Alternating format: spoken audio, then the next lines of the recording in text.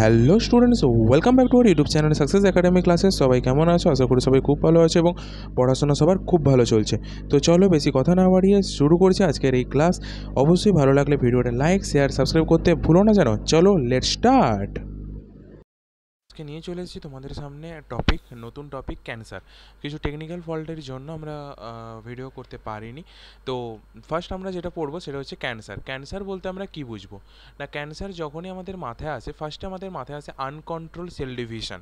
Uncontrolled abnormal and excessive mitotic division of cells is called cancer. তাহলে cancer বলতে আমরা কি বুঝবো?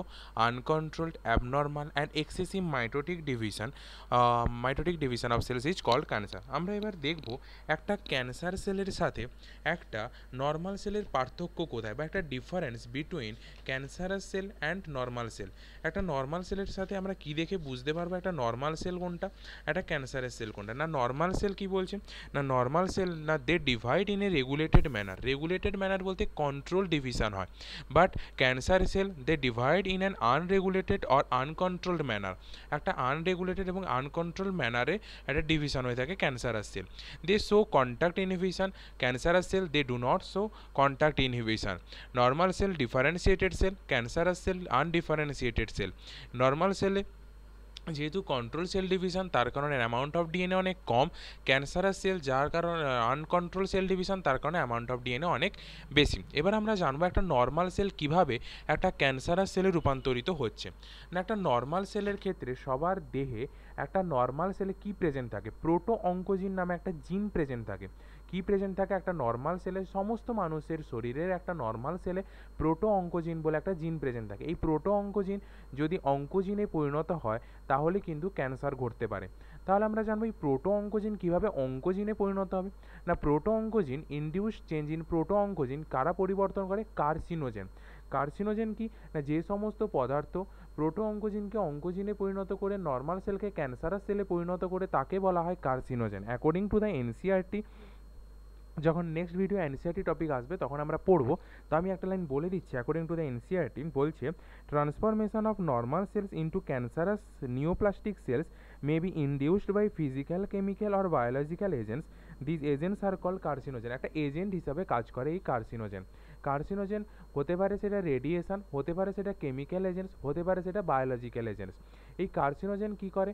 প্রোটো অঙ্কোজিনকে অঙ্কোজিনে পরিণত করে। এই অঙ্কোজিন কি করে? স্টিমুলেট করে একটা নর্মাল সেলকে এক্সেসিভ সেল ডিভিশনের জন্য, এবং এটাকে ইনঅ্যাক্টিভ করে টিউমার সাপ্রেসার জিন। কিন্তু এই টিউমার দু ধরনের হয়ে থাকে। একটাকে বলা হয় বিনাইন টিউমার, যেটা হচ্ছে নন ক্যান্সারাস। একটা হচ্ছে ম্যালিগন্যান্ট টিউমার, যেটা হচ্ছে ক্যান্সারাস টিউমার। বিনাইন টিউমারকে কেন নন ক্যান্সারাস বলা হচ্ছে, ম্যালিগন্যান্ট টিউমারকে কেন ক্যান্সারাস টিউমার বলা হচ্ছে সেটা দেখব। Benign tumour capsulated tumour. Capsulated বলতে অ্যান্ড মেটাস্টেসিস অ্যাবসেন্ট।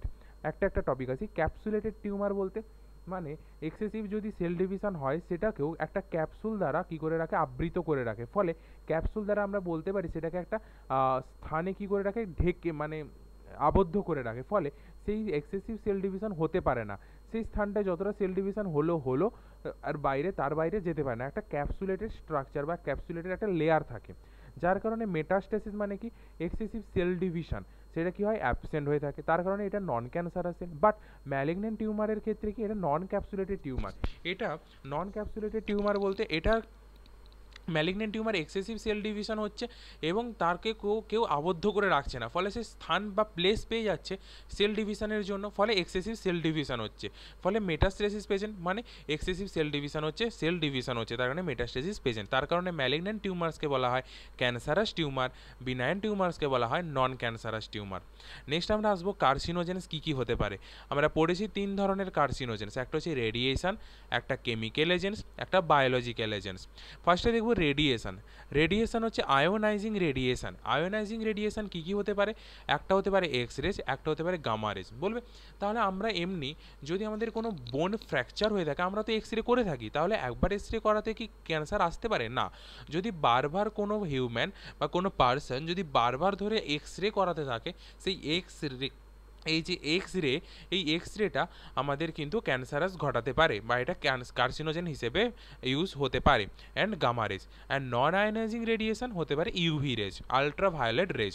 নেক্সট আসবো কেমিক্যাল এজেন্টস। কেমিক্যাল এজেন্টসের মধ্যে 3 ধরনের আছে। একটা হচ্ছে টোবাকো চুইং, যেটা হচ্ছে ওরাল ক্যান্সার। ওরাল ক্যান্সার আমাদের যেটা ফেসে ক্যান্সার বা মুখে যে ক্যান্সার হয়ে থাকে তাকে বলা হয় ওরাল ক্যান্সার, যেটা টোবাকো চুইং হতে পারে সেটা গুটকা।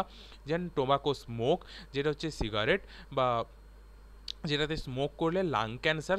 অ্যান্ড ক্যাডমিয়াম অক্সাইড, যেটা হচ্ছে প্রোস্টেট গ্ল্যান্ড ক্যান্সার। নেক্সট আমরা পড়বো বায়োলজিক্যাল এজেন্টস। বায়োলজিক্যাল এজেন্টস হতে পারে অঙ্কোজেনিক ভাইরাস, বিভিন্ন ধরনের ভাইরাস থেকে অঙ্কোজেনিক ভাইরাস হতে হবে, তার থেকে কিন্তু সেটা আমাদের কার্সিনোজেনাস হতে পারে। নেক্সট আসবো cancer detection and diagnosis. Cancer আমরা কীভাবে বুঝবো যে ক্যান্সার ডিটেক্ট কীভাবে করবো এবং তার ডায়াগনোসিস। ফার্স্টে আমরা পড়বো ক্যান্সার ডিটেকশন। ফার্স্ট হচ্ছে যদি ব্লাড ক্যান্সার হয়ে থাকে, লিউকেমিয়া কীভাবে বুঝবো, ব্লাড এক্সামিনেশন করলে বোঝা যাবে। বাট সেটা আমরা কনফার্মেটরি টেস্ট, ক্যান্সার যে হয়েছে তার কনফার্মেটরি টেস্ট, যেটা হচ্ছে হিস্টোপ্যাথোলজিক্যাল স্টাডি যাকে বলা হয় বায়োপসি, সেটা করা হয়। বায়োপসিতে কি করা হয়, কোনো সেলের যে টিস্যু পার্ট আছে সেই পার্টটাকে কেটে বাইরে বের করে এনে মাইক্রোস্কোপের মাধ্যমে সেটাকে এক্সামিনেশন করা হয়, তার ফলে সেটা আমরা কনফার্মেটরি টেস্ট বলতে পারি এবং সেটা আমরা কনফার্ম বলে বলতে পারি যে ক্যান্সার আছে কি নেই। নেক্সট আমরা আসবো রেডিওথেরাপি। রেডিওথেরাপির মধ্যে আছে X ray, CT scan, MRI. X ray হচ্ছে 2D ইমেজ, এক্স রে আর এক্স রে ইউজ করে করা হয়, যেটা হচ্ছে 2D ইমেজ খুব ভালো একটা ইমেজ পাওয়া যায় না। নেক্সট হচ্ছে সিটি স্ক্যান, যেটা হচ্ছে 3D ইমেজ, এখানেও এক্স রে ইউজ করা হয়। নেক্সট আসবো এমআরআই, যেখানে একটা ম্যাগনেটিক ফিল্ড এবং নন আয়নাইজিং রেডিয়েশন ইউজ করা হয়। নন আয়নাইজিং রেডিয়েশন বলতে আমরা বুঝি ইউভি রেজ। নন আয়নাইজিং রেডিয়েশন আমরা এক্ষুনি দেখে এলাম, যেটা হচ্ছে ইউভি রেজ ইউজ করে এবং ম্যাগনেটিক ফিল্ড ইউজ করে এমআরআই করে। এটা কিন্তু সবথেকে safest technique. MRI full form জেনে রাখো, magnetic resonance imaging. Next modern technique, যেটা এখন খুব ইউজ চলছে এবং ইউজ করা হচ্ছে ফর ক্যান্সার ডিটেকশনের জন্য, যেটা হচ্ছে monoclonal antibodies are used. Monoclonal antibody use করে আমরা জানতে পারি ক্যান্সার ডিটেক্ট করতে পারি। নেক্সট লাস্ট পার্ট হচ্ছে ট্রিটমেন্ট অফ ক্যান্সার। ক্যান্সারের ট্রিটমেন্ট কীভাবে করানো হবে না, ট্রিটমেন্ট অফ ক্যান্সারে ফার্স্ট আসবে সার্জারি। যদি বিনাইন টিউমার হয়ে থাকে সেই টিউমারকে সার্জারির মাধ্যমে বাইরে বের করে আনা হয় এবং তাকে কিওর বা পেশেন্টকে কিওর করা হয়। নেক্সট আসবে রেডিওথেরাপি। আয়োনাইজিং রেজ আর ইউজ, যে হতে পারে সেটা এক্স রেজ, হতে পারে সেটা গামা রেজ। নন আয়োনাইজিং কিন্তু ইউজ করা হয় না। এক্স রে বা গামা রে ইউজ করে আমরা ক্যান্সারাস যে সমস্ত সেল তাকে ভেঙে দিতে পারি। নেক্সট আসবো কেমোথেরাপি। মানে কেমোথেরাপি মানে মেডিসিন, মানে অ্যান্টি ক্যান্সার ড্রাগস বলতে মেডিসিন ইউজ করা হয়, সেটা স্টেরয়েড ড্রাগসও ইউজ করা যেতে পারে, যার কারণে কিন্তু সাইড এফেক্ট আসে। সাইড এফেক্ট কি, হেয়ার লস হতে পারে এবং অ্যানিমিয়া। আমরা অনেক পেশেন্টকে দেখেছি যারা ক্যান্সারে ভোগে বা ক্যান্সার হয়, তাদের দেখেছি হেয়ার লস হয়, তার কারণ তারা কেমোথেরাপি নেয়। কেমোথেরাপি হচ্ছে অ্যান্টি ক্যান্সারাস ড্রাগ। লাস্ট আসবে ইমিউনোথেরাপি। ইমিউনোথেরাপি কি না, biological response modifiers alpha interferons use করা হয়। আমরা এই হিউম্যান হেলথ অ্যান্ড ডিজিজের একটা পার্টে পড়েছি ইন্টারফেরন্স আমরা পড়েছিলাম অ্যান্টিজেনে পড়েছিলাম। তো সেখানে কি বলা আছে, ইন্টারফেরন্স একটা ভাইরাস ইনফেক্টেড সেল থেকে কীভাবে নর্মাল সেলকে কীভাবে ভাইরাস ইনফেক্টেড সেল থেকে বাঁচায়, সেটা হচ্ছে ইন্টারফেরন্সের মাধ্যমে আমরা দেখেছিলাম। এবং এটা ইমিউনোথেরাপি হচ্ছে biological response modifiers alpha interferons use করা হয়।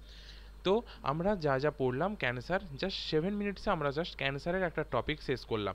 ক্যান্সারে আমরা কী কী পড়লাম, ফার্স্টে বললাম ক্যান্সার কাকে বলবো, একটা নর্মাল সেল এবং একটা ক্যান্সার সেলের মধ্যে ডিফারেন্স কোথায়, একটা অঙ্কোজেনিক ট্রান্সফরমেশন, একটা প্রোটো অঙ্কোজিন থেকে কীভাবে অঙ্কোজিনে পরিণত হচ্ছে, কার্সিনোজেন কি, টিউমার্স আমরা ভাগ পড়লাম, একটা হচ্ছে বিনাইন টিউমার যেটা নন ক্যান্সারাস, একটা ম্যালিগন্যান্ট টিউমার যেটা ক্যান্সারাস, অ্যান্ড হচ্ছে কার্সিনোজেন্স যেটার মাধ্যমে রেডিয়েশন, কেমিক্যাল এজেন্টস এবং বায়োলজিক্যাল এজেন্টস আমরা দেখলাম। বিভিন্ন ধরনের ক্যান্সার, ওরাল ক্যান্সার হতে পারে, টোবাকো চুইং, টোবাকো স্মোকে লাং ক্যান্সার হতে পারে। অ্যান্ড ক্যান্সার ডিটেক্ট কীভাবে করা হয় এবং ডায়াগনোসিস মনে রাখতে হবে, কনফার্মেটরি টেস্ট কিন্তু বায়োপসি, এটা থেকে কোশ্চেন আসে। অ্যান্ড জাস্ট 7 মিনিটে আমরা শেষ করলাম ক্যান্সার। যারা বুঝতে পেরেছো অবশ্যই, যারা বুঝতে পারো এক্ষুনি কমেন্ট করতে পারো।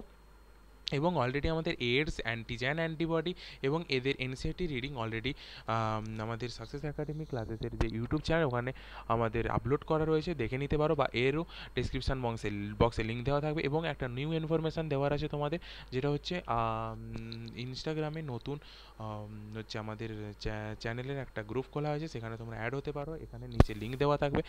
এবং যারা আমাদের টেস্ট সিরিজ জয়েন করতে পারো, অলরেডি আমরা লঞ্চ করে নিয়েছি সাকসেস একাডেমি টেস্ট সিরিজ।